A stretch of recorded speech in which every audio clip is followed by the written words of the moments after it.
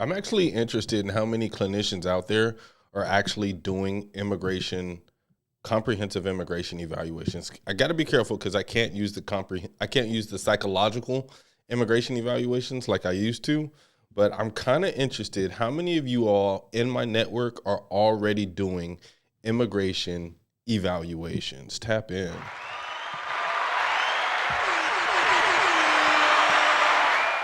Y'all welcome. My name is Jere'My Rankins. I'm a licensed professional counselor out here in the state of Texas. I do immigration evaluations and I travel around the country. I was going to say corner.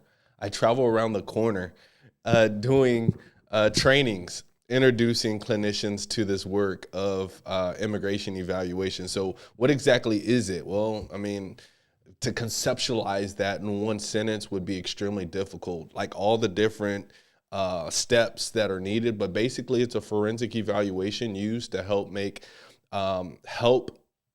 federal judges make a decision on the behalf of undocumented persons here in the United States of America. So we write reports, which are forensic evaluations. We write these reports and we submit them as evidence to the courts, federal judges. So for the most part, that's what I do, and I travel around the country teaching other clinicians how to do the same thing. So I wanted to speak specifically to the clinician who has already taken your guide to immigration evaluations, okay? That's who I want to speak to today. One, I'm going to give a tip on what are next steps. After you complete the training, you haven't gotten your first referral. Then two, I want to speak to the person who has been doing these evaluations. You've been doing these reports or you've had experience doing these reports. And I just want to give you a tip, okay? Whether you want my advice or not, my unsolicited advice or not, you can go ahead and swipe, push next, do whatever you want to do. But this is the recommendation that I have for those who have already doing the immigration evaluations. As a matter of fact, let me start off with you all. Let me get you out the way. So if you've already done reports and you feel confident in your work and what you do, I just wanted to give you a different perspective on things. I want to give you a different perspective on how lengthy you write your reports.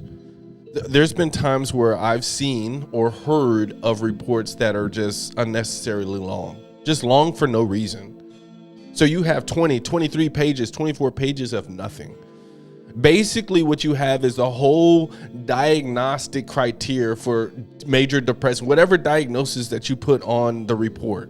You put the whole DSM-5 diagnostic criteria for major depression or PTSD in there. What your client or what the person you interviewed, what they identified with, and things that they did not identify. It's just unnecessarily long for no reason. I want to get away from that practice. So if you've graduated, if you've completed your guide to immigration evaluations and you're writing unnecessarily long reports for no reason, please stop. Let's don't do that. Okay, let's don't do it for two reasons. One, the federal judge is not going to read through all 20 something of your pages. I don't have a big packet right now, but the attorney assigned to your client, they have a packet, a file like thick, okay, of evidence that they are submitting. And on your report, it's going to be in that thick pile. In your report, it's going to be 20 something pages. The federal judge is not going to read through it. It's just not going to read through it. So it's best for you to put some of the most pertinent things in the evaluation. You want it to be comprehensive for sure, but you don't want it to be unnecessarily long. The reason why I'm bringing this up you all is because I wrote a report and I submitted 21 pages. And for me, that's long, okay?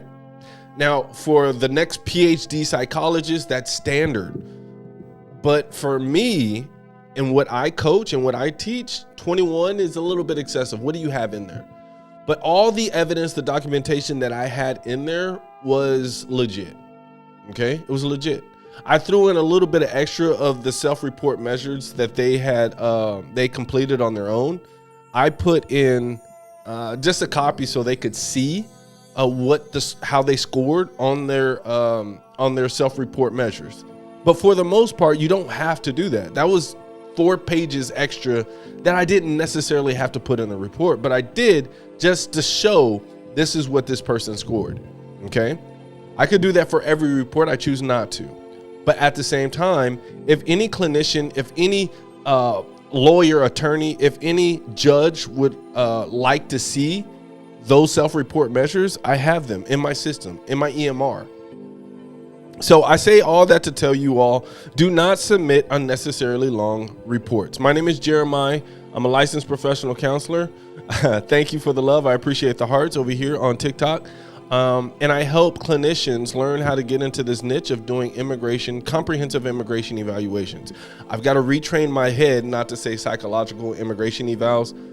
So I'm still working the kinks out on that. But thank you for the love on TikTok. So that's the first rant that I wanted to go on submitting unnecessarily long reports. The second thing, the most important thing that I want to talk about today the person I want to talk to is a clinician who's already taken an immigration evaluation or a training, a course. You've already taken a course and now you're trying to gain traction, or you would like to gain traction in doing this stuff, this work in your private practice or as a side hustle. Okay. That's who I'm talking to next. You've completed the course. You've got the completion, the certificate. Hopefully you've got it somewhere saved on your computer. I would like for you to print it out. I would like for you to put it in a frame and put it on your desk somewhere or on your wall. It shows competency. You've got some level of competency. So it's very important for you all to be able to show and tell. How are you qualified to do this work? It doesn't matter that you've got a master's degree. It doesn't matter that, you've got your fully unrestricted license. It doesn't matter. You've got to show that you've gone above and beyond to prove that you are qualified to work with the immigrant population. And so that's why it's so important to have a completion certificate or some document showing that you've gone through extensive training. Okay. But this is what I wanted to tell you. Get back on the horse. You need to start your hustle. The hustle doesn't start when you complete the training. The hustle starts when you start marketing your niche. When you start going out into the community, you start knocking on doors at these attorneys, these lawyers' offices. That's when the work starts. That is where you start making your money. You're not going to make any money unless you get your boots on the ground. There's other ways to do it. Most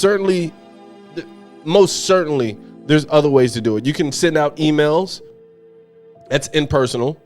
You can send out letters with pamphlets or flyers. It's a little bit better. It's a whole lot better, actually. Okay? It's a whole lot better, but it's more cost efficient. Emails is super cheap, basically free. You're spending time. But when you purchase flyers, when you purchase, pamphlets, marketing materials, when you start purchasing things like that, it starts to get costly.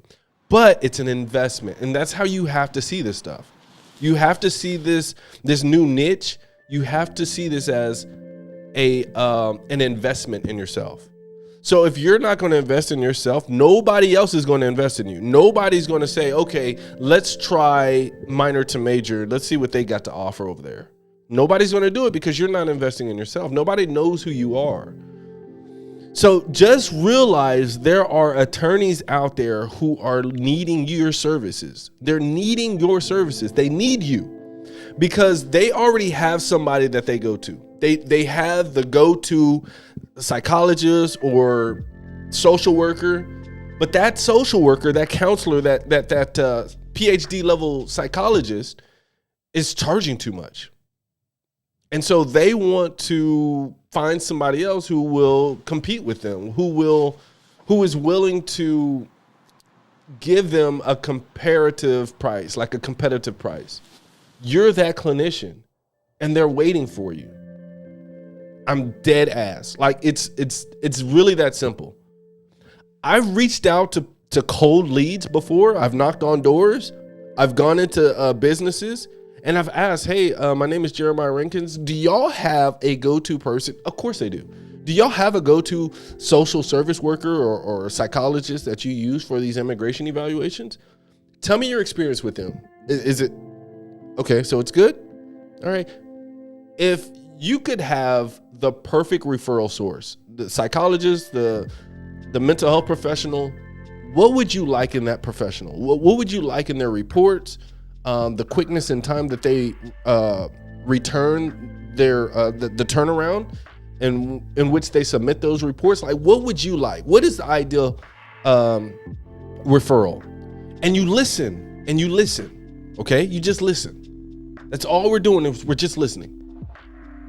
We should be good at this, by the way. We should be good at listening, taking in information. And after they tell you what they like or what they didn't like about recent reports, you say, okay, well, if for whatever reason, that doctor or that therapist gets bogged down and is unable to do a report as soon as you would like, I do 5 to 7 business day turnarounds on these reports. I love doing this work, and I would love to have your business. So if you want to work together, I offer a $100 discount. The only thing that the client would need to say that he came from your office, your law office. They get a $100 discount, okay? And so that's how you build rapport. The more doors get shut in your face, the more desensitized you become to getting rejected. This is part of the grind, okay? This is all part of the grind. As a mental health professional, as an entrepreneur who owns a private practice, it's licensed in the state like it's a legit private practice. You all need to be able to market yourself. You need to be able to sell yourself. You need to be able to sell yourself. They're going to ask you questions about the reports that you are able to do, the reports that you are capable and knowledgeable to do. What do? You need to be able to talk about these things. You need to be knowledgeable. And that's where the training comes into play. Okay? So study the different applications, because that's what they're going to ask you. What applications do you do? Oh, I do VAWA, I do fees, I do hardships, I do da-da-da. You need to be able to speak their jargon, because they're going to throw out a lot of legal terms out there. And if you're not on your game, it's going to go over your head. So the message that I have for those who have already taken your guide to immigration evaluations, you need to make sure that you are marketing. You come up with a plan, spend about $100 on pamphlets, okay? You can get 50 to 60 pamphlets from Canva, or I don't know where else if you can get them cheaper. But get these trifolds and either mail them out or drop them off. I recommend that you mail them out, okay? Mail them out, because every law office is going to pick up mail because of court dates. They're going to check their mail. On every single day, law offices are going to check their mail. They've got court dates, they've got deadlines, and it comes through mail. The other thing is checks. If they do any personal injury, they're always checking the mail every single day because they get checks. Okay? So everybody who owns a law office has a mailbox. They are checking their mail.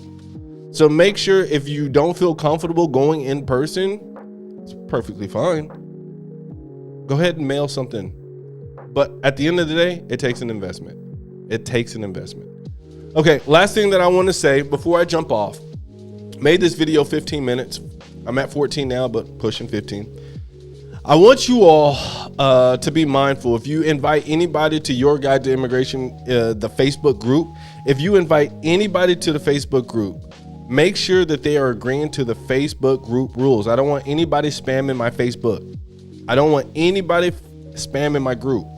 And you'll get people that come into the group and they're trying to get leads. Hey, if you know anybody who is doing immigration or who needs an immigration evaluation in Louisiana, I'm licensed in Louisiana. I'm licensed in Texas and Louisiana. I'm licensed, blah, blah, blah. And they're trying to push the agenda so they can get more referrals. And that's just not how you do it. I spent 3-4 years growing this Facebook group. You all be patient with me, but look, we're not doing that. We're not doing that. Okay, we're not spamming my Facebook group trying to get leads, trying to make money. We're not doing that. I recommend that you try to start your own Facebook group. But nevertheless, it is what it is. People try to do that. And that's why in my Facebook group, I've got pre-approved posts. So nothing is posted on my Facebook group unless I agree to it. Miss Mankin, like, I swear, you need to come up here. I want to talk to you. If I have enough time, I should shut down the live over here, but I really want to talk to you. You have been supporting me, and I appreciate you so much. Like, you're the bomb. Like, you're the ish. So I really do appreciate you. I don't know if you're, like, getting ready for Sunday church or whatever. Oh, my goodness. I'm messing with the settings over here. But for those of you all who are rocking with me on LinkedIn, YouTube, make sure that you are encouraging your friends or colleagues whenever they join Your Guide to Immigration Evaluations, they are not spamming this group and they agree to group rules. Everybody who I probably denied 40 people last week in my Facebook group because they did not agree to group rules. Like, I don't care if you don't put your email in there. I don't care. But if you don't agree to group rules, I'm kicking you. There's no way that you're getting into the Facebook group. But I'm signing off. You all, I thank you for joining me for another session. If you want more tips and strategies on how to do this work, go ahead and join the Facebook group, Your Guide to Immigration Evaluations. I'll go ahead and put the link in the description of this video in the comments. It's also on the profile, on my profile. So it's beacons.ai/Rankins. You all make sure that y'all tap in with me.